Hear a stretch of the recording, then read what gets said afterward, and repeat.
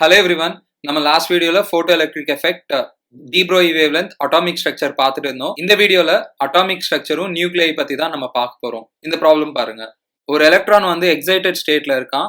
அதோட total energy வந்து -3.4 இது பார்த்தோன்னே உங்களுக்கு புரிஞ்சிருக்கணும். அது என்ன ஸ்டேட்னா செகண்ட் ஆர்பிட்னு புரிஞ்சிருக்கணும். ஃபர்ஸ்ட் ஆர்பிட்ல நம்ம பார்த்தோம் எவ்வளோ இருக்கும், -13.6 எலக்ட்ரான் வோல்ட் இருக்கும்.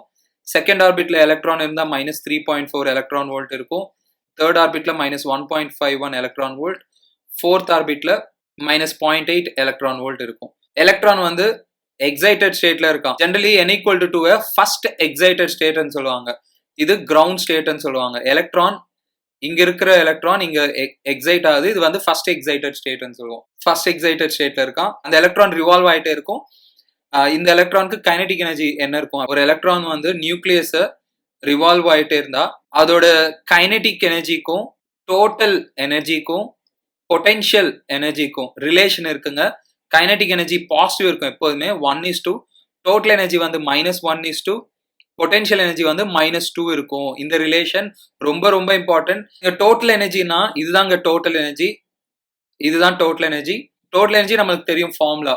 இதை வச்சு நீங்க கைனடிக் எனர்ஜி சொல்லிக்கலாம். -1 இருந்தா கைனடிக் எனர்ஜி 1 இருக்குங்க. ஸோ டோட்டல் எனர்ஜி -3.4 இருந்துச்சுன்னா கைனடிக் எனர்ஜி வந்து +3.4 இருக்கும். இதே செகண்ட் ஆர்பிட்ல பொட்டென்ஷியல் எனர்ஜி -6.8 இருக்கும்.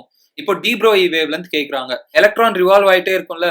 நான் ஒரு வீடியோ டி ப்ரோய் வேவ்லென்த் மேலேயே பண்ணியிருந்தேங்க. அது நீங்க பாருங்க. நீங்க எலக்ட்ரான் வந்து வேவ் நேச்சர் காமிக்கும், வேவ் ஷேப்ல போகும் அப்படின்னு டி ப்ரோய் வந்து சொல்லியிருக்காங்க. உங்களுக்கு டி ப்ரோய் வேவ்லென்த் வேணும்னா இந்த கண்டிஷன் யூஸ் பண்ணுவோம். சர்க்கம்ஃபரன்ஸ் வந்து n லாம்டான்னு போடுவோம். இப்போ ஃபர்ஸ்ட் ஆர்பிட்ல இருந்துச்சுன்னா இங்க 1ன்னு போடுவோம். செகண்ட் ஆர்பிட் இருந்துச்சுன்னா 2ன்னு போடுவோம். எலக்ட்ரான் ஃபர்ஸ்ட் ஆர்பிட்ல இருந்தா ஒரு வேவ் பண்ணும். செகண்ட் ஆர்பிட்ல இருந்துச்சுன்னா 2 வேவ் பண்ணும். தேர்ட் ஆர்பிட்ல இருந்துச்சுன்னா 3 வேவ்ஸ் பண்ணும்.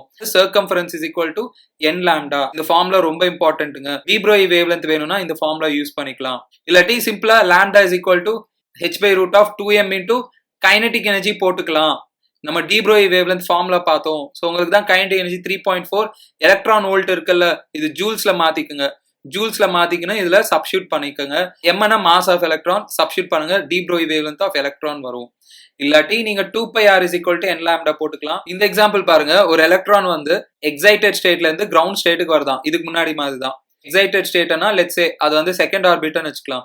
-3.4 இருக்குமா எலக்ட்ரான் வோல்ட். எக்ஸைட்டட் ஸ்டேட்ல இருந்து ஃபர்ஸ்ட் ஆர்பிட்க்கு ஜம்ப் ஆகுதான்.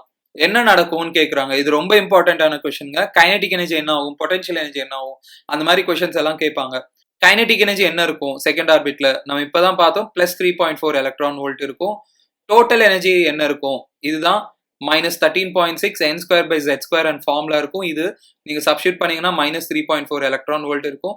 பொட்டென்ஷியல் எனர்ஜி பாருங்க -6.8 எலக்ட்ரான் வோல்ட் இருக்கும். இப்போ அதே ஃபர்ஸ்ட் ஆர்பிட்க்கு எலக்ட்ரான் வந்துச்சுன்னா ஃபர்ஸ்ட் ஆர்பிட்ல கைனடிக் எனர்ஜி என்ன இருக்குமோ பாருங்க. ஃபர்ஸ்ட் ஆர்பிட்ல டோட்டல் எனர்ஜி வந்து -13.6 எலக்ட்ரான் வோல்ட் இருக்கும். அதனால கைனடிக் எனர்ஜி என்ன இருக்கும்? +13.6 எலக்ட்ரான் வோல்ட் இருக்கும். பொட்டென்ஷியல் எனர்ஜி டபுளா இருக்கும். டோட்டல் எனர்ஜிக்கு டபுளா இருக்கும். -27.2 எலக்ட்ரான் வோல்ட் இருக்கும். என்ன கேட்குறாங்க? இந்த மாதிரி வர்றதுனால கைனடிக் எனர்ஜி என்ன ஆகும்? இன்க்ரீஸ் ஆகுமா, டிக்ரீஸ் ஆகுமா? பொட்டென்ஷியல் எனர்ஜி என்ன ஆகும்? டோட்டல் எனர்ஜி என்ன ஆகும்? அந்த மாதிரி கேட்குறாங்க. 3.4ல இருந்து 13.6 வருதா? கைனடிக் எனர்ஜி என்ன ஆகுது? கண்டிப்பா கைனடிக் எனர்ஜி இன்க்ரீஸ் ஆகுது. டோட்டல் எனர்ஜி பாருங்க -3.4ல இருந்து -13.6 இருக்கு. பாருங்க மைனஸ்ல இன்க்ரீஸ் ஆகுது. அப்படின்னா எந்த வேல்யூ அதிகமா இருக்கும்? -3.4 தான் அதிகமா இருக்கும். அதனால டோட்டல் எனர்ஜி என்ன ஆகுது? செகண்ட் ஆர்பிட்ல இருந்து ஃபர்ஸ்ட் ஆர்பிட்க்கு வந்தா டோட்டல் எனர்ஜி டிக்ரீஸ் ஆகுது. பொட்டென்ஷியல் எனர்ஜி பாருங்க இனிஷியலா -6.8, ஃபைனலா -27.2. மைனஸ்ல இன்க்ரீஸ் ஆகுது. இந்த வேல்யூ வந்து இதை விட கம்மின்னு சொல்லுவோம். ஸோ பொட்டென்ஷியல் எனர்ஜியும் டிக்ரீஸ் ஆகுது. தேர்ட் ஆப்ஷன் கரெக்டா இருக்கும். இது பாருங்க லைமன் சீரிஸ், பாமர் சீரிஸ் அது மேல கேட்குறாங்க. எலக்ட்ரான் எந்த எக்ஸைட்டட் ஸ்டேட்ல வேணாலும் இருக்கட்டுங்க. அது ஃபைனலி ஃபர்ஸ்ட் ஆர்பிட்க்கு ஜம்ப் ஆகும்போது என்ன ஆகும்னா ஹையர் எனர்ஜில இருந்து லோயர் எனர்ஜிக்கு வருது பாருங்க. நம்ம இதுக்கு முன்னாடி பார்த்தோம் எக்ஸைட்டட் ஸ்டேட்ஸ் வந்து ஹையர் எனர்ஜெட்டிக்கா இருக்கும். இது வந்து கிரவுண்ட் ஸ்டேட் வந்து லோயர் எனர்ஜெட்டிக்கா இருக்கும். ஹையர்ல இருந்து லோயருக்கு வரும்போது ஃபோட்டான்ஸை எமிட் பண்ணும். தேர்ட் ஆர்பிட்ல இருந்து ஃபர்ஸ்ட் ஆர்பிட் ஜம்ப் ஆகும்போது ஃபோட்டானை எமிட் பண்ணும்.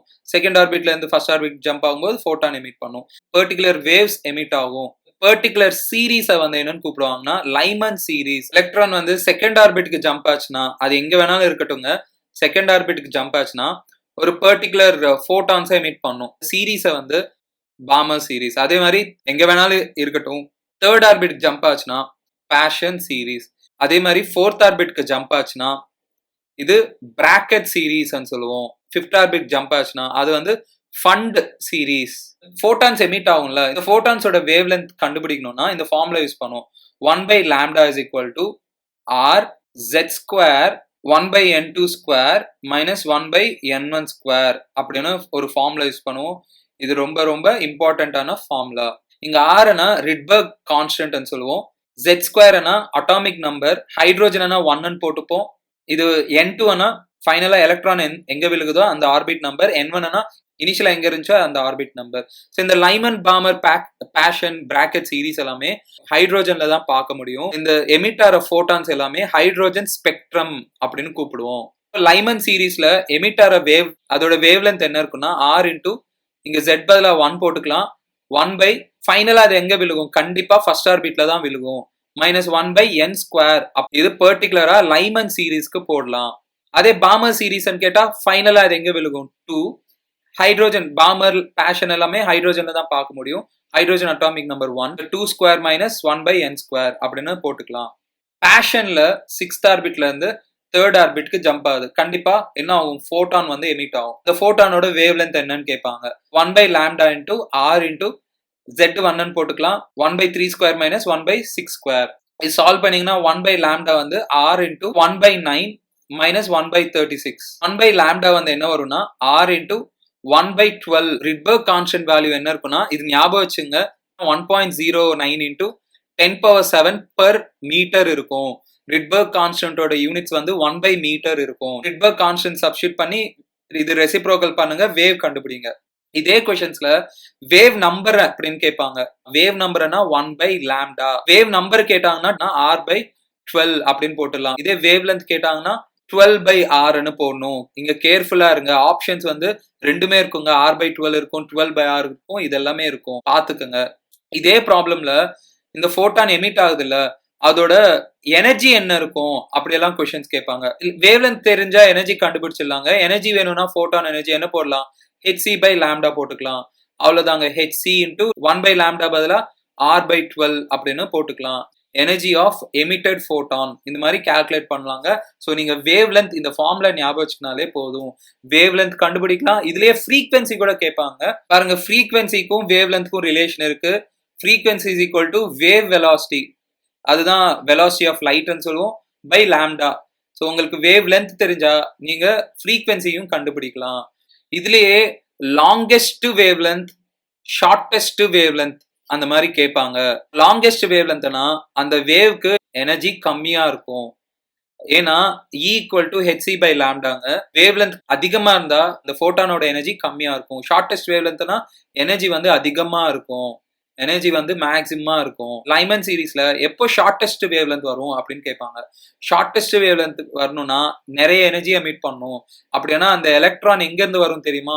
இன்ஃபைனட் ஆர்பிட்ல இருந்து ஜம்ப் ஆகும். எலக்ட்ரான் ரொம்ப தூரத்துல இருந்து ஜம்ப் ஆகணும், நிறைய எனர்ஜி டிஃபரன்ஸ் இருக்கும். அப்படின்னா ஷார்டஸ்ட் வேவ் லென்த் எப்போ வரும்னா இன்ஃபைனட் டு 1 வரும்போது ஷார்டஸ்ட் வேவ் லென்த் வரும். இதுதான் பாமர் சீரீஸ்லயும்.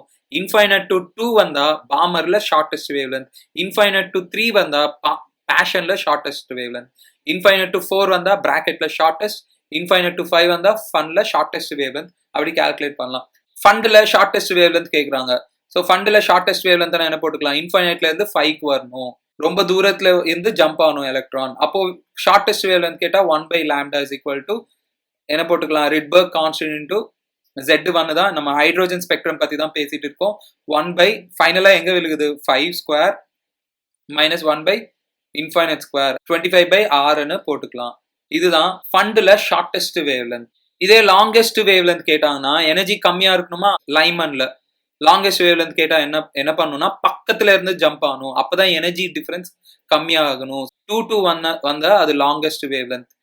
அதே பாமர் சீரீஸ்ல லாங்கெஸ்ட் வேவ் லென்த் வந்து 3 to 2 வரணும், பக்கத்துல இருந்து ஜம்ப் ஆகணும், எனர்ஜி கம்மியா இருக்கணும். எமிட் ஆகிற எனர்ஜி வந்து அந்த ஃபோட்டானோட எனர்ஜி வந்து கம்மியா இருக்கணும். அப்படின்னா பக்கத்துல இருந்து ஜம்ப் ஆகணும், இந்த டிஃபரன்ஸ் கம்மியா இருக்கும். அதே மாதிரி பேஷன்ல 4 to 3, பிராக்கெட்ல 5 to 4, ஃபண்ட்ல 6 to 5, இது எல்லாமே லாங்கெஸ்ட் வேவ் லென்த் வரும். இப்போ இந்த ப்ராப்ளம்ல என்ன கேட்கறாங்களோ பாருங்க. Ratio of maximum wave length அப்படின்னா longest wave length. Lyman series in hydrogen spectrum to the maximum wavelength in the Paschen series. Maximum wavelength na energy கம்மியா இருக்கணும். ஸோ லைமன்ல பக்கத்துல இருந்து ஜம்ப் ஆகணும். செகண்ட் ஆர்பிட்ல இருந்து ஃபர்ஸ்ட் ஆர்பிட் ஜம்ப் ஆகும்போது கம்மியான energy photon emit ஆகும். அதோட வேவ்லென்த் லாங்கா இருக்கும். 1/λ, இது λ 1 போட்டுக்கலாம், ஈக்குவல் டு ஆர் இன்டூ ஃபைனலா எங்க ஜம்ப் ஆகுது, 1ல ஜம்ப் ஆகும் லைமன் சீரீஸ்ல, minus 1/2².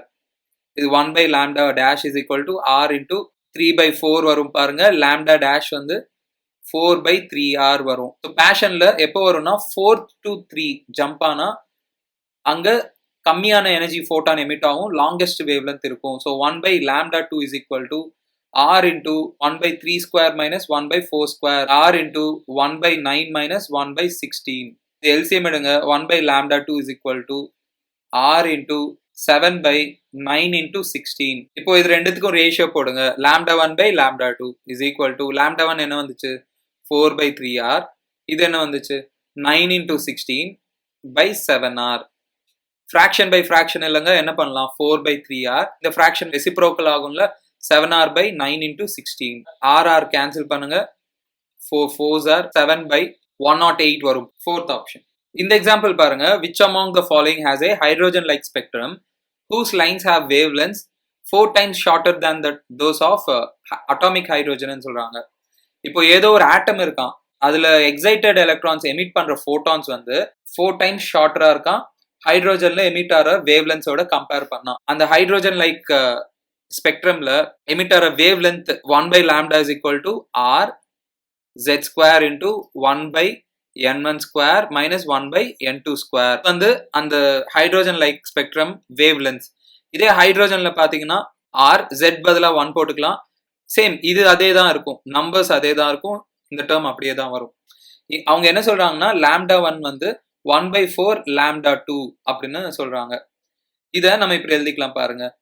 1/λ2 is equal to 1/4 into 1/λ1. நம்மளுக்கு 1/λ1 தான் ஃபார்முலா தெரியும், அதை அப்படியே இங்க சப்ஸ்டிட் பண்ணலாம். இது சப்ஸ்டிட் பண்ணீங்கன்னா இந்த டேர்ம் கேன்சல் ஆயிடுங்க.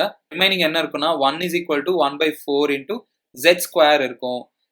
4 அந்த சைடு கொண்டு போங்க, ஸ்கொயர் ரூட் பண்ணுங்க, z வந்து 2 இருக்கும். ஸோ Z2 யாருக்கு இருக்கும், ஹீலியம் அயானுக்கு இருக்கும். நம்பர் ஆஃப் ஸ்பெக்ட்ரல் லைன்ஸ் மேல கொஸ்டின்ஸும் கேட்கலாம். நம்பர் ஆஃப் ஸ்பெக்ட்ரல் லைன்ஸ் என்னன்னா இப்போ n is equal to 1, n is equal to 2, n is equal to 3, n is equal to 4 அந்த மாதிரி இருக்குன்னு வச்சுக்கலாம். இப்போ என்கிட்ட நிறைய ஹைட்ரோஜன்ஸ் இருக்குங்க. அந்த ஹைட்ரோஜன்ஸ்ல எலக்ட்ரான் வந்து 4th எக்ஸைட்டட் ஸ்டேட்ல இருக்கு. அந்த ஹைட்ரோஜன்ஸ்ல எல்லாத்துலயுமே எலக்ட்ரான் வந்து 4th எக்ஸைட்டட் ஸ்டேட்ல இருக்கு. இப்போ அந்த எலக்ட்ரான் வந்து ஃபர்ஸ்ட் ஸ்டேட்டுக்கு வருது. Number of possible spectral lines என்ன இருக்கும் அப்படின்னு கேட்பாங்க. ஸோ இங்க ஸ்பெக்ட்ரல் லைன்ஸ்னா ஒன்றும் இல்லைங்க, நம்பர் ஆஃப் ஃபோட்டான்ஸ். ஸோ எத்தனை டைப்ஸ் ஆஃப் ஃபோட்டான்ஸ் எமிட் ஆகும் அப்படின்னு கேட்குறாங்க. சில ஹைட்ரோஜன்ஸ்ல எலக்ட்ரான் வந்து 3rd ஆர்பிட்கே ஜம்ப் ஆகலாம். இப்போ ஒரு ஹைட்ரோஜன்ல 3rd ஆர்பிட்கே ஜம்ப் பண்ணலாம், அப்போ ஒரு பர்டிகுலர் ஃபோட்டான் வரும். சிலதுல வந்து எலக்ட்ரான் வந்து ஃபைனலா ஃபர்ஸ்ட் ஆர்பிட்கே ஜம்ப் ஆகலாம், அப்போ ஒரு பர்டிகுலர் ஃபோட்டான் வரும். சிலதுல எலக்ட்ரான் வந்து செகண்ட் ஆர்பிட்கே ஜம்ப் ஆகலாம், அப்போ ஒரு பர்டிகுலர் ஃபோட்டான் வரும்.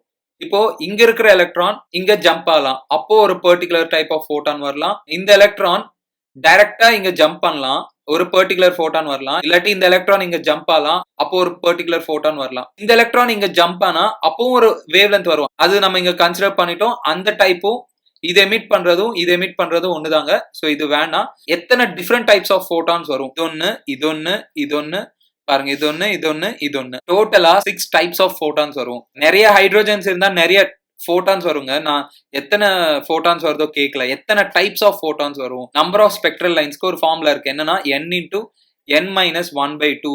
என்னன்னா எந்த ஆர்பிட்ல இருந்து ஜம்ப் ஆகுதோ அந்த ஆர்பிட் நம்பர் எடுத்துக்கணுங்க. இங்க 4th ஆர்பிட்ல இருந்து ஜம்ப் ஆகுது.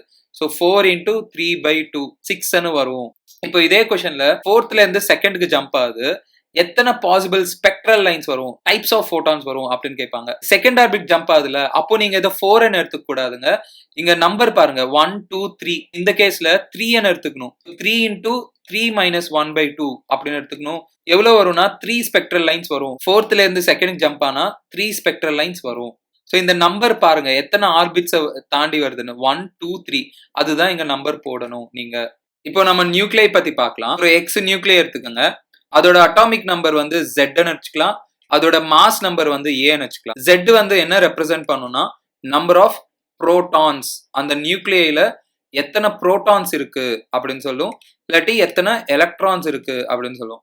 நியூக்ளியஸ் வந்து ஆட்டமோட சென்டர்ல இருக்கும், எலக்ட்ரான்ஸ் வந்து ரிவால்வ் ஆயிட்டே இருக்கும். நியூக்ளியஸ்ல யார் யார் இருப்பாங்க? புரோட்டான்ஸ் இருப்பாங்க, அப்புறம் நியூட்ரான்ஸ் இருப்பாங்க.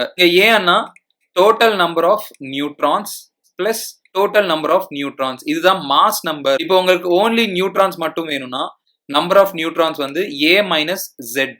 சோடியம் எடுத்துக்கோங்க, அட்டாமிக் நம்பர் வந்து 11, மாஸ் நம்பர் வந்து 23 இருக்கும். இதுல 11 புரோட்டான்ஸ் இருக்கும். எத்தனை நியூட்ரான்ஸ் இருக்கும்னா 23 மைனஸ் 11, 12 நியூட்ரான்ஸ் இருக்கும். எத்தனை நியூக்ளியான்ஸ் இருக்குன்னா 23 நியூக்ளியான்ஸ் இருக்கு. நியூக்ளியான்ஸ்னா நியூக்ளியஸ்குள்ள யார் இருப்பாங்களோ அவங்க நியூக்ளியான்ஸ். இந்த நியூக்ளியை இதுக்கு ரேடியஸ் இருக்கும். ரேடியஸ் ஆஃப் நியூக்ளியை எவ்வளவு இருக்குன்னா R0 இன்டூ A பவர் 1/3. R0ஓட வேல்யூ என்ன இருக்குன்னா 1.2 ஃபெர்மி மீட்டர் இருக்கும். அப்படின்னா 1.2 இன்டூ 10 பவர் மைனஸ் 15 மீட்டர்ஸ் இருக்கும். ஏன்னா மாஸ் நம்பர்.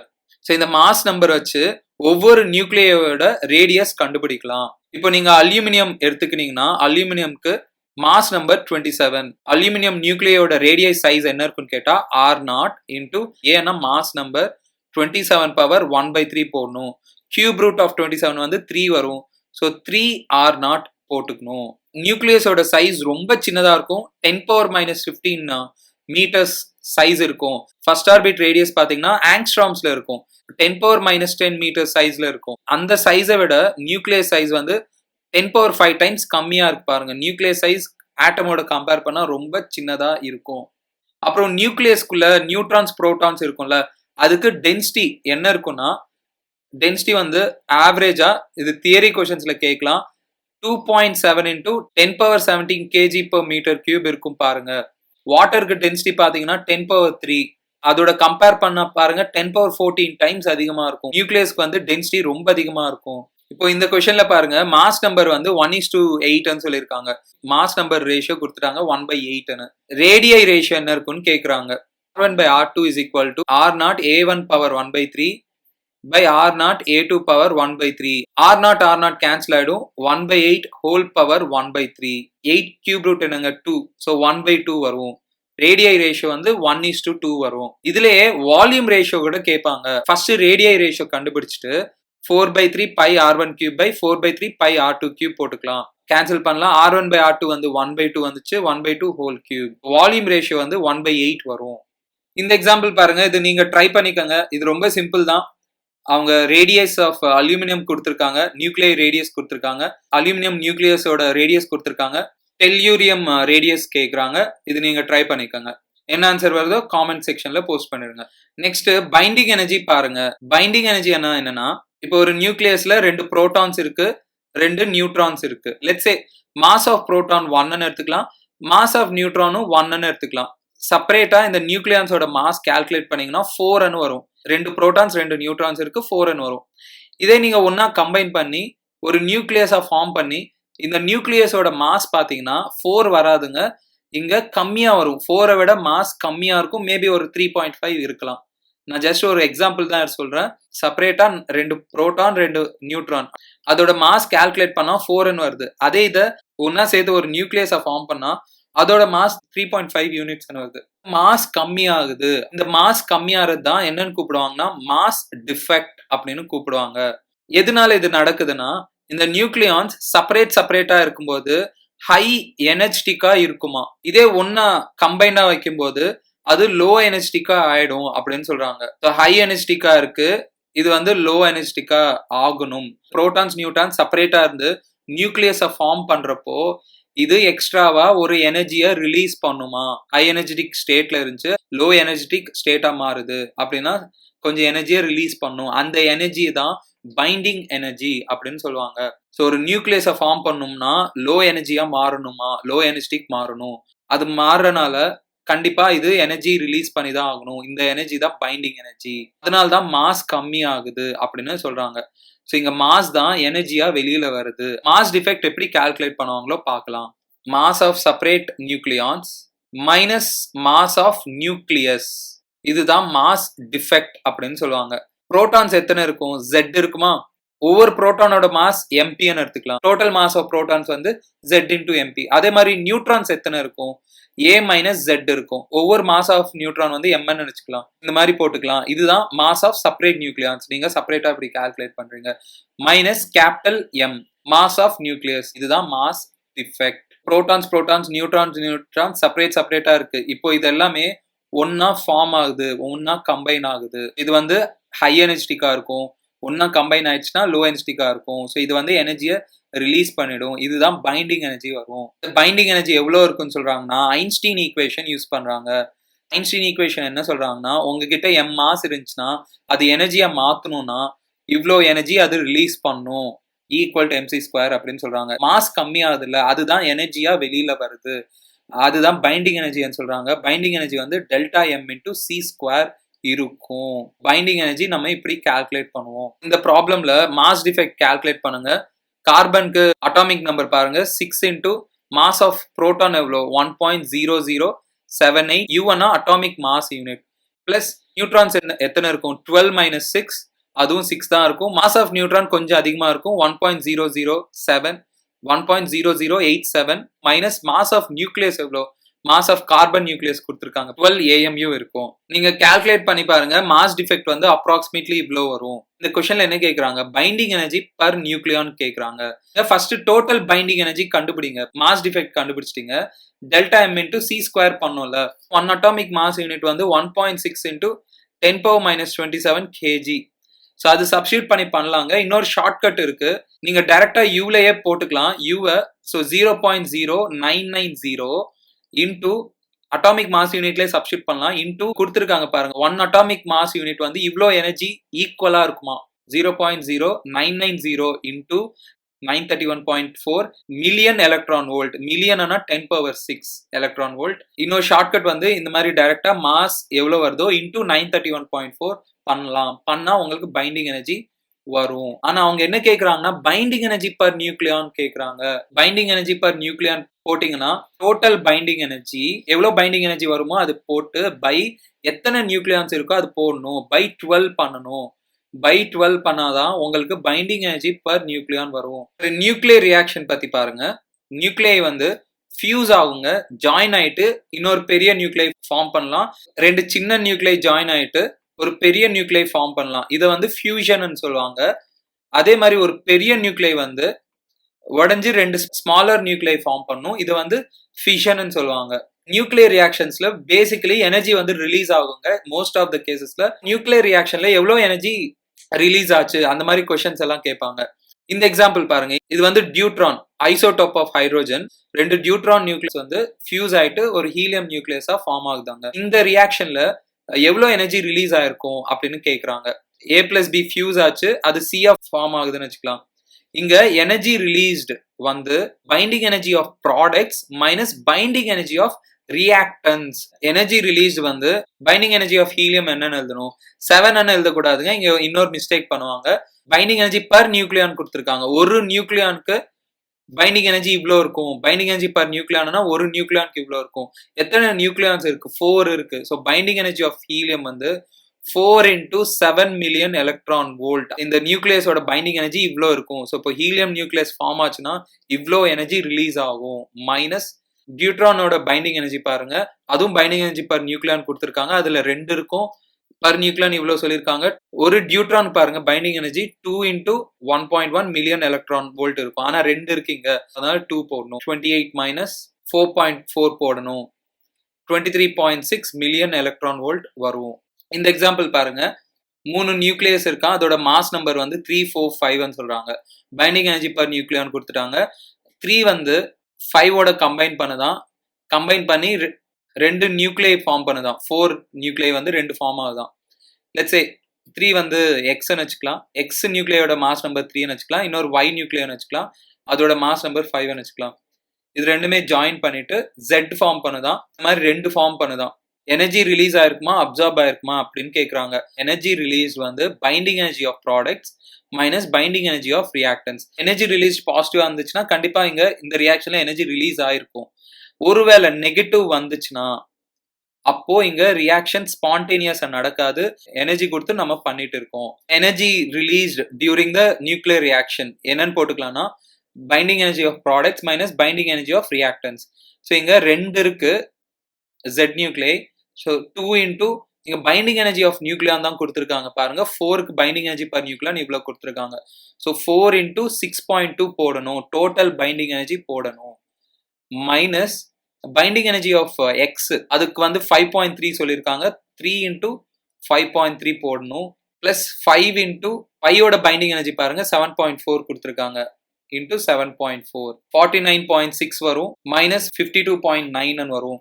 இது சப்ராக்ட் பண்ணுங்க, மைனஸ் 3.3 மில்லியன் எலக்ட்ரான் வோல்ட்னு வரும். மைனஸ்னா இந்த ரியாக்ஷன் ஸ்பான்டேனியஸ் இல்லைங்க, இந்த ரியாக்ஷன் நடக்கணும்னா நம்ம எனர்ஜி கொடுக்கணும். 3.3 எனர்ஜி இஸ் அப்சார்ப்டு நம்ம கொடுக்குறோம் இந்த ரியாக்ஷனுக்கு. இந்த எக்ஸாம்பிள் பாருங்க, இது நீங்க ட்ரை பண்ணுங்க, என்ன ஆன்சர் வருதோ காமெண்ட் செக்ஷன்ல போஸ்ட் பண்ணுங்க. லா ஆஃப் ரேடியோ ஆக்டிவிட்டி பத்தி பார்க்கலாம். இப்போ அன்ஸ்டேபிள் நியூக்ளியர் இருக்குன்னு எடுத்துக்கலாம்.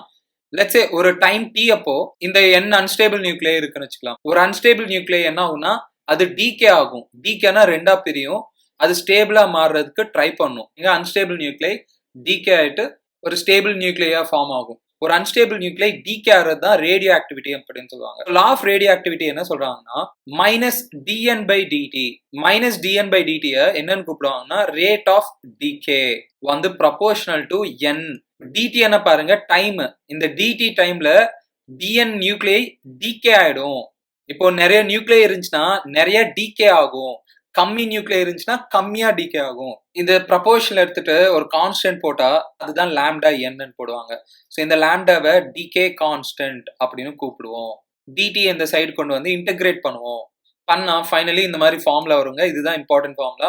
n is equal to n0 into e power minus lambda t. இப்போ டைம் t அப்போ நம்பர் ஆஃப் நியூக்ளியை லெஃப்ட் டிகே ஆயிட்டு ரிமைனிங் இவ்வளோ இருக்கு. n0னா இனிஷியலா எவ்வளோ இருந்துச்சு, அது டிகே ஆயிட்டே இருக்கும்ல. இது n0 இருந்துச்சுன்னா இதுல நியூக்ளியை உடஞ்சிட்டே இருக்கும், டிகே ஆயிட்டே இருக்கும், இந்த n வந்து குறைஞ்சிட்டே இருக்கும். இதுக்கு ஒரு கிராஃப் டிரா பண்றாங்க. என்ன கிராஃப்னா நம்பர் ஆஃப் நியூக்ளியைக்கும் டைம்க்கும் கிராஃப் டிரா பண்றாங்க. டைம் 0 அப்போ எத்தனை நியூக்ளியர் இருக்கும், n0 இருக்கும். அது டைம் ஆக ஆக அந்த நம்பர் ஆஃப் நியூக்ளியை லெஃப்ட் வந்து கம்மி ஆயிட்டே இருக்கும். இதை நீங்க இப்படியும் எழுதிக்கலாங்க, n0 by e power lambda t அப்படின்னு எழுதிக்கலாம். இது பவர் மைனஸ் இருக்குல்ல, டினாமினேட்டர்ல எழுதிக்கலாம் இந்த மாதிரி. ஸோ டைம் அதிகமாயிட்டே இருந்தா இந்த டேர்ம் அதிகமாயிட்டே இருக்கும், இந்த ஹோல் டேர்ம் டிக்ரீஸ் ஆயிட்டே இருக்கும், நம்பர் ஆஃப் நியூக்ளியை கம்மி ஆயிட்டே இருக்கும், இந்த மாதிரி டிக்ரீஸ் ஆயிட்டே இருக்கும். இதுல ஒரு டேர்ம் இருக்குங்க டி ஹாஃப். டி ஹாஃப்னா ஹாஃப் லைஃப். டைம் 0 அப்போ n0 இருக்கா, ஒரு ஹாஃப் லைஃப் அப்போ எவ்வளோ நியூக்ளியை இருக்கு அப்படின்னு கேட்டா n0/2 இருக்கும். அதே மாதிரி இன்னொரு டி ஹாஃப் லைஃப் எவ்வளோ இருக்கு அப்படின்னா n0/4 இருக்கும். இந்த ஹாஃப் லைஃப் பத்தி பார்க்கலாம். இப்போ இனிஷியலா n0 நியூக்ளியை இருக்குன்னு வச்சுக்கலாம். ஒரு ஹாஃப் லைஃப்க்கு அப்புறம் பேர்ல இருக்கு ஹாஃப் லைஃப் எவ்வளோ இருக்குன்னா n0/2 இருக்கும். அதே மாதிரி இன்னொரு ஹாஃப் லைஃப்க்கு அப்புறம் எவ்வளோ இருக்கும், இதுல பாதி இருக்கும், அதுதான் ஹாஃப் லைஃப். ஹாஃப் லைஃப்னா அந்த டைம்க்கு அப்புறம் இனிஷியலா எவ்வளவு நியூக்ளியர் இருக்கோ ஃபைனலா இனிஷியல் நியூக்ளியருக்கு பாதி இருக்கும். n0/4 இருக்கா, ஒரு ஹாஃப் லைஃப்க்கு அப்புறம் என்ன வரும், n0/8 வரும். அந்த மாதிரி இருக்குங்க. ஹாஃப் லைஃப் ப்ராப்ளம் நீங்க பாத்தீங்கன்னாலே ரொம்ப ஈஸியா இருக்கும்.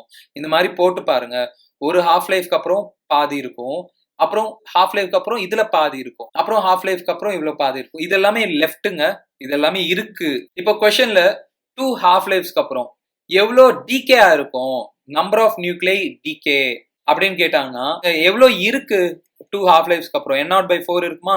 இனிஷியலா எவ்வளோ இருந்துச்சு n0, இனிஷியல் n0ல இருந்து n0/4 சப்ராக்ட் பண்ணுங்க, என்ன வரும்னா 3n0/4 இருக்கும். क्वेश्चनல என்ன கேக்குறாங்களோ பாருங்க, எவ்வளோ டிகே இருக்குன்னு கேட்டா எவ்வளோ இருக்கோ இனிஷியல்ல இருந்து சப்ராக்ட் பண்ணுங்க, இது டிகே இருக்கும். அப்புறம் ஹாஃப் லைஃப்க்கும் ஃபார்முலா இருக்குங்க. இப்போ n is equal to n0 into e power minus lambda t இல்ல, t is equal to t half life. அப்போ என்ன போட்டுக்கலாம், n0/2 போட்டுக்கலாம். அதை வந்து இங்க சப்ஸ்டிட்யூட் பண்ணுங்க. t half வந்து இந்த மாதிரி வருங்க, ln 2 by lambda. ln 2 என்னன்னா log 2 base e ன்னு அர்த்தங்க. இந்த log 2 base e log 2 base 10 மாத்தணும்னா இந்த டேர்மை மல்டிப்ளை பண்ணுவோம், log 2 base 10. உங்களுக்கு நிறைய ஆசிட்ஸ் அண்ட் பேசஸ்ல கெமிஸ்ட்ரியில வரும் log 2 base 10, இதெல்லாம் ஞாபகம் வச்சுக்க சொல்லுவாங்க. 0.3010 அப்படின்னு வரும். ஸோ இதை சப்ஸ்டிட்யூட் பண்ணீங்கன்னா உங்களுக்கு 0.693 வரும். ln 2 வேல்யூ வந்து 0.693 இருக்கும். log 2 base 10 வேல்யூ வந்து இது வேற, ln 2 வேற, log 2 base 10 வேற. இதுக்கு வேல்யூ என்ன வரும்னா 0.693 by lambda. t halfக்கும் dk கான்ஸ்டன்ட்க்கும் ரொம்ப ரொம்ப இம்பார்ட்டன்டான ரிலேஷன் இது. அதே மாதிரி மீன் லைஃப்னு ஒரு ஃபார்முலா இருக்குங்க, அது டவுல ரெப்ரசென்ட் பண்ணுவாங்க. மீன் லைஃப்னா ஆவரேஜ் லைஃப் டைம். அப்படின்னா சில நியூக்ளை வந்து சீக்கிரமா டிகே ஆகலாம், சில நியூக்ளை லேட்டா டிகே ஆகலாம். ஹியூமன்ஸ்க்கு ஆவரேஜ் லைஃப் டைம் எவ்வளவு சொல்லுவோம், அரௌண்ட் 60 சொல்லுவோம்ல, அது மாதிரி தான் நியூக்ளைக்கும் மீன் லைஃப்னு இருக்குங்க. அந்த ஆவரேஜ் லைஃப் டைம் எவ்வளவு இருக்குன்னா ஒரு ஃபார்முலா இருக்குங்க, ஆவரேஜ் லைஃப் டைம்க்கு 1/λ. ரொம்ப ரொம்ப இம்பார்ட்டன்டான ஃபார்முலா. டி ஹாஃப்க்கும் மீன் லைஃப்க்கும் என்ன ரிலேஷன் நீங்க இப்படி எழுதிக்கலாம், 0.693 இன்டூ 1/λ பதிலா என்ன போட்டுக்கலாம்னா மீன் லைஃப். அன்ஸ்டேபிள் நியூக்ளியை எடுத்துக்கினீங்கன்னா அந்த அன்ஸ்டேபிள் நியூக்ளியை என்ன ஆகும், டிகே ஆகிட்டே இருக்குமா, அதோட டி ஹாஃப்க்கும் அதோட ஆவரேஜ் லைஃப் டைம்க்கும் ரிலேஷன் பார்த்தீங்கன்னா இந்த மாதிரி இருக்கும். இங்க ஒன்று கவனிச்சிங்கன்னா எது அதிகங்க, ஹாஃப் லைஃப் அதிகமா மீன் லைஃப் அதிகமா அப்படின்னு பார்த்தீங்கன்னா பாருங்க, இங்க 0.693 இன்டூ மீன் லைஃப்னு இருக்கு. ஸோ கண்டிப்பா டி ஹாஃப் வந்து மீன் லைஃப் விட கம்மியா இருக்குங்க, ஆர் மீன் லைஃப் வந்து டி ஹாஃப் விட அதிகமா இருக்கும். இது ஞாபகம் வச்சுங்க, இது ரொம்ப யூஸ்ஃபுல்லா இருக்கும். டி ஹாஃப் விட மீன் லைஃப் வந்து அதிகமா இருக்கும். அப்புறம் இதுலயே ஆக்டிவிட்டி அப்படின்னு ஒரு டேர்ம் இருக்குங்க. ஆக்டிவிட்டினா ஆர்ன்னு எடுத்துப்பாங்க, minus dn by dt, rate of டிகேவை ஆக்டிவிட்டி அப்படின்னு கூப்பிடுவாங்க. பாருங்க, இந்த டிகே எது மேல டிபெண்ட் ஆகுங்க, நம்பர் ஆஃப் நியூக்ளியை மேல டிபெண்ட் ஆகும். Law of radioactivity use பண்ணி நம்ம சொல்லலாம், ரேட் ஆஃப் டிகே வந்து லாம்டா இன்டூ என். பாருங்க, இங்க ஆக்டிவிட்டி வந்து லாம்டா என் அப்படின்னு கூட வருங்க. இது ரொம்ப ரொம்ப இம்பார்ட்டன்டான ஃபார்முலா. ஆக்டிவிட்டியும் கம்மியாயிட்டே இருக்குங்க. ஆக்டிவிட்டி எது மேல டிபெண்ட் ஆகும், நம்பர் ஆஃப் நியூக்ளியை மேல டிபெண்ட் ஆகும். நம்பர் ஆஃப் நியூக்ளியை என்ன ஆகும், போக போக கம்மியாயிட்டே இருக்கும். ஆக்டிவிட்டியும் கம்மியாயிட்டே இருக்கும். ஆக்டிவிட்டிக்கும் டைம்க்கும் என்ன ரிலேஷன் அப்படின்னு கேட்பாங்க. அது சிம்பிள் தான் பாருங்க. என் பதிலா என்ன போட்டுக்கலாம்னா R is equal to lambda, N பதிலா N naught e power minus lambda t. Time t 0 அப்போ ஆரை வந்து என்னன்னு எழுதிக்கலாம்னா ஆர் நாட் அப்படின்னு எழுதிக்கலாம். இதை வந்து என்னன்னு கூப்பிடுவாங்கன்னா இனிஷியல் ஆக்டிவிட்டி இல்லாட்டி இனிஷியல் ரேட் ஆஃப் டிகே. அவ்வளவுதாங்க. டைம் 0னா இனிஷியலா ஒரு ஆக்டிவிட்டி இருக்கும்ல, ஒரு செகண்ட்க்கு சம் நியூக்ளியை டிகே ஆயிட்டே இருக்கும்ல, அதுதான் இனிஷியல் ஆக்டிவிட்டி. டைம் 0 அப்போ நீங்க ஆர் பதிலா ஆர் நாட் சப்ஸ்டியூட் பண்ணிக்கலாம். சப்ஸ்டியூட் பண்ணா r naught is equal to lambda n naught. பாருங்க, 0 சப்ஸ்டியூட் பண்ணா இ பவர் 0 என்ன வரும், 1ன்னு வரும். இதுவும் இம்பார்ட்டன்டான ஃபார்முலாங்க. இனிஷியல் ஆக்டிவிட்டி கொடுத்துட்டு இனிஷியல் நம்பர் ஆஃப் அன்ஸ்டேபிள் நியூக்ளியை என்னன்னு கேட்பாங்க, அப்போ இந்த ஃபார்முலா யூஸ் பண்ணிக்கலாம். ரொம்ப சிம்பிள் ஃபார்முலா, பட் ரொம்ப இம்பார்ட்டன்டான ஃபார்முலா. இதுல சப்ஸ்டியூட் பண்ணுங்க, r is equal to r naught into e power minus lambda t. இங்க ஆக்டிவிட்டியும் கம்மியாயிட்டே இருக்கும். ஆக்டிவிட்டிக்கும் டைம்க்கும் நீங்க கிராஃப் டிரா பண்ணீங்கன்னா அதுவும் இனிஷியல் ஆக்டிவிட்டி ஆர் நாட் இருந்துச்சுன்னா இனிஷியலா ஒரு ரேட் ஆஃப் டிகே இருக்கும், அது போக போக அதுவும் கம்மியாயிட்டே இருக்கும். ஒரு டி ஹாஃப் அப்போ ஆக்டிவிட்டி என்ன இருக்கும், ஆர் நாட் பை 2 இருக்கும். இன்னொரு ஹாஃப் லைஃப்க்கு அப்புறம் ஆக்டிவிட்டி இங்கேயும் ஆர் நாட் பை 4 இருக்கும். லாம்டாக்கு யூனிட்ஸ் என்ன இருக்குன்னா 1/second இருக்கும். டி ஹாஃப்க்கும் லாம்டாக்கும் என்னங்க ரிலேஷன், 0.693 பை லாம்டா. இல்லாட்டி மீன் லைஃப்க்கும் லாம்டாக்கும் என்ன ரிலேஷன், எப்படி பார்த்தாலும் லாம்டா வந்து டைம்க்கு இன்வர்ஸா இருக்கும். அதனால லாம்டாக்கு யூனிட்ஸ் வந்து 1/second இருக்கும். இதுவும் கேட்பாங்க. டிகே கான்ஸ்டன்ட்க்கு யூனிட்ஸ் வந்து 1/second. ஆக்டிவிட்டிக்கு என்ன யூனிட்ஸ், ஆக்டிவிட்டினா ரேட் ஆஃப் டிகே இல்ல, இதுக்கு என்ன யூனிட்ஸ், டிஸ்இன்டகிரேஷன்ஸ் per second இல்லாட்டி டிகே per second. இதுதான் 1 பெக்வரல். 1 டிகே per second 1 பெக்வரல். ஒரு கியூரிக்கும் பெக்வரலுக்கும் ரிலேஷன் இருக்குங்க. 1 கியூரி வந்து 3.7 into 10^10 பெக்வரல். நீங்க ப்ராப்ளம் பண்ணீங்கன்னா உங்களுக்கு ஆன்சர் வந்து டிகே per secondல தான் வரும். ஒருவேளை கியூரியில கேட்டாங்கன்னா இந்த ஃபார்ம்ல நீங்க யூஸ் பண்ணிக்கலாம். எக்ஸாம்பிள் பாருங்க, ரொம்ப ஈஸியான எக்ஸாம்பிள் தான். இங்க டிஸ்இன்டகிரேஷன் ரேட் கொடுத்துட்டாங்க. அப்படின்னா என்னங்க, இது ஆக்டிவிட்டி தானே. இனிஷியல் ஆக்டிவிட்டி வந்து 5000 டிகே per minute இருந்துச்சா. இப்போ 5 மினிட்ஸ்க்கு அப்புறம் 1250 மாறுதான். 5000 வந்து ஒரு ஹாஃப் லைஃப்க்கு அப்புறம் 2500 ஆகுங்க. அதே மாதிரி இன்னொரு ஹாஃப் லைஃப்க்கு அப்புறம் 1250 வரும். அவங்க என்ன சொல்றாங்கன்னா 5000ல இருந்து 1250 ஆகுறதுக்கு 5 மினிட்ஸ் எடுக்குதான். 2 ஹாஃப் லைஃப் வந்து 5 மினிட்ஸ் அப்படின்னு எழுதிக்கலாம். 2 அந்த சைடு அனுப்புங்க, 2.5 மினிட்ஸ். கொஸ்டின்ல என்ன கேட்கறாங்க, டிகே கான்ஸ்டன்ட் கேட்கறாங்க. எல்லாமே லான்ல இருக்கு பாருங்க. நம்மளுக்கு டி ஹாஃப்க்கும் டிகே கான்ஸ்டன்ட்க்கும் ரிலேஷன் தெரியும். என்னன்னா ln 2 by decay constant. Decay constant lambda is equal to ln 2 by 2.5. 1/2.5 வந்து 0.4. இது பாருங்க கொஞ்சம் இம்பார்ட்டன்ட் ப்ராப்ளம் தான் இது. Half lives of 2 radioactive substance கொடுத்துட்டாங்க, 20, 40ன்னு சொல்றாங்க. இனிஷியலா ஏயும் பியும் ஈக்குவல் நம்பர் ஆஃப் நியூக்ளியை இருக்கான். 80 மினிட்ஸ்க்கு அப்புறம் ரேஷியோ ஆஃப் நியூக்ளியை என்ன இருக்குன்னு கேட்குறாங்க. ஏவோட ஹாஃப் லைஃப் என்ன இருக்கான் 20 மினிட்ஸ், பியோட ஹாஃப் லைஃப் எவ்வளோ 40 மினிட்ஸ். இனிஷியலா நியூக்ளை ரெண்டுத்துக்குமே சேமா தான் இருக்கு அன்ஸ்டேபிள் நியூக்ளை. இப்போ இதுல ஒரு ஹாஃப் லைஃப்க்கு அப்புறம் எவ்வளோ இருக்கும் n0/2 இருக்கும். இங்க 80 மினிட்ஸ்க்கு அப்புறம் கேட்குறாங்க. நீங்க 80 வரைக்கும் பாருங்க. இன்னொரு 20 மினிட்ஸ்க்கு அப்புறம் n0/4, இன்னொரு ஹாஃப் லைஃப்க்கு அப்புறம் n0/8. இதுல பாதி இருக்கும். இதுல பாதினா எவ்வளோங்க n0/8. அதே மாதிரி இன்னொரு 20 மினிட்ஸ்க்கு அப்புறம் இதுல பாதி இருக்கும் n0/16. 80 மினிட்ஸ்க்கு அப்புறம் எவ்வளோ இருக்கு n0/16 இருக்கு. 40 மினிட்ஸ்க்கு அப்புறம் n0/2, இன்னொரு 40 மினிட்ஸ்க்கு அப்புறம் n0/4 இருக்கும். ஏன்னா இதோட ஹாஃப் லைஃப் 40 மினிட்ஸ். 80 மினிட்ஸ்க்கு அப்புறம் ரேஷியோ ஆஃப் நியூக்ளியை கேட்குறாங்க. n0/16/n0/4 இருக்கு. இந்த நியூமரேட்டர் n0/16 இன்டூ டினாமினேட்டர் நியூமரேட்டருக்கு போச்சுன்னா என்ன ஆகும் 4/n0 போடணும். 1/4 வரும். இந்த எக்ஸாம்பிள் பாருங்க. 2 ரேடியோ ஆக்டிவ் நியூக்ளியை இருக்கான். x1 x2 இருக்கான். x1க்கு டிகே கான்ஸ்டன்ட் 10 லாம்டான்னு சொல்றாங்க. x2க்கு டிகே கான்ஸ்டன்ட் லாம்டான்னு சொல்றாங்க. இனிஷியலா ரெண்டுத்துக்குமே நம்பர் ஆஃப் நியூக்ளியை n0ன்னு சொல்றாங்க. என்ன கேட்குறாங்கன்னா எவ்வளோ டைம்க்கு அப்புறம் இந்த x1/x2 1/e இருக்கும். இந்த ஹாஃப் லைஃப் அதெல்லாமே மென்ஷன் பண்ணலங்க. இது நார்மலா நீங்க இந்த ஃபார்முலா யூஸ் பண்ணி பண்ணணும். எப்போதுமே ஹாஃப் லைஃப் மேல வரும்னு கூட சொல்ல முடியாது. ஹாஃப் லைஃப் மென்ஷன் பண்ணலன்னா அந்த மாதிரி ப்ராப்ளம்ஸ்ல நீங்க இதை யூஸ் பண்ணணும். n is equal to n0 into e power minus lambda t போடணும். x1க்கு n1 போடுறேன். இனிஷியலா ரெண்டுக்குமே நம்பர் ஆஃப் நியூக்ளியை வந்து n0 so n0 into e power minus lambda t. ஆனா அதுக்கு டிகே கான்ஸ்டன்ட் பாருங்க 10 லாம்டான்னு சொல்றாங்க. நான் இங்க 10 போடுறேன். அதே மாதிரி x2க்கு நம்பர் ஆஃப் நியூக்ளியை பிரசன்ட் வந்து n2 is equal to initial number of nuclei ரெண்டுத்துக்குமே சேம்னு சொல்றாங்க. e power minus decay constant வந்து lambda into t. டிவைட் பண்ணுங்க. n1/n2 equal to n0 e power minus 10 lambda t by n0 into e power minus lambda t. ஆனா n1/n2 என்னன்னு சொல்லியிருக்காங்கன்னா 1/e. இதையும் cancel பண்ணுங்க. e power minus 10 lambda t by e power minus lambda t இருக்கு. e power minus lambda t இருக்கு. Equal to இங்க e power minus 1 அப்படின்னு எழுதிக்கலாம். இது 1/e நான் e power minus 1 எழுதிக்கிறேன். minus 9 lambda t is equal to minus 1. அவங்க time தான் கேட்குறாங்க. டைம் வந்து 1/9 lambda. இந்த எக்ஸாம்பிள் பாருங்க. ஒரு எலிமெண்ட் x இருக்கான். அதோட ஹாஃப் லைஃப் வந்து மீன் லைஃப் ஆஃப் அனதர் எலிமெண்ட்க்கு ஈக்குவலா இருக்கான். இப்போ ஹாஃப் லைஃப் ஆஃப் எக்ஸ் வந்து equal to mean life of y அப்படின்னு சொல்றாங்க. ஹாஃப் லைஃப்க்கு ஃபார்முலா என்னங்க 0.693 by lambda x decay constant of x எடுத்துக்கலாம். Equal to mean life formula என்ன 1 டிகே கான்ஸ்டன்ட் ஆஃப் y. இதுல இருந்து உங்களுக்கு ரிலேஷன் வருங்க. டிகே கான்ஸ்டன்ட் ஆஃப் x வந்து 0.693 into decay constant of y. X and y have the same decay rate. Initially ரெண்டுத்துக்கும் same number of நியூக்ளியா. இங்க decay rate எது மேல டிபெண்ட் ஆகும்னா ஆக்டிவிட்டின்னு சொல்லுவோம். நம்ம பார்த்தோம் r is equal to lambda n மேல டிபெண்ட் ஆகும். இங்க n சேமா இருக்குங்க. ஆனா லாம்டா வந்து ரெண்டுத்துக்கும் சேம் இல்ல பாருங்க. இங்க லாம்டா யாருக்கு அதிகம்? லாம்டா x வந்து 0.693 into lambda y. 0.693 மல்டிப்ளை பண்றதுனால லாம்டா x வந்து கம்மியா இருக்குங்க லாம்டா y விட. டிகே கான்ஸ்டன்ட்ஸ் ரெண்டுத்துக்குமே ஈக்குவல் இல்ல. அதனால டிகே ரேட் ஈக்குவலா இருக்காதுங்க. அப்புறம் x and y decay at the same rate always. இதுவும் தப்பு தாங்க. இனிஷியலாவே டிகே ரேட் சேமா டிகே ஆகும்னு சொல்றாங்க. இதுவும் தப்பு தான். அப்புறம் y will decay at a faster rate than x அப்படின்னு சொல்றாங்க. ஸோ இங்க லாம்டா யாருக்கு அதிகமோ அவங்க நல்ல ஃபாஸ்டா டிகே ஆவாங்க. yக்கு அதிகம். ஸோ கண்டிப்பா y தான் நல்லா ஃபாஸ்டா டிகே ஆகும்.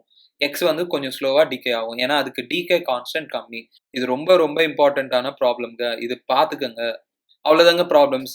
நம்ம நெக்ஸ்ட் வீடியோல கண்டினியூ பண்ணலாம். தேங்க்யூ ஸோ மச் ஃபார் வாட்சிங். இந்த வீடியோவை லைக் பண்ணுங்க, ஷேர் பண்ணுங்க, என் சேனலுக்கு சப்ஸ்கிரைப் பண்ணுங்க. பை.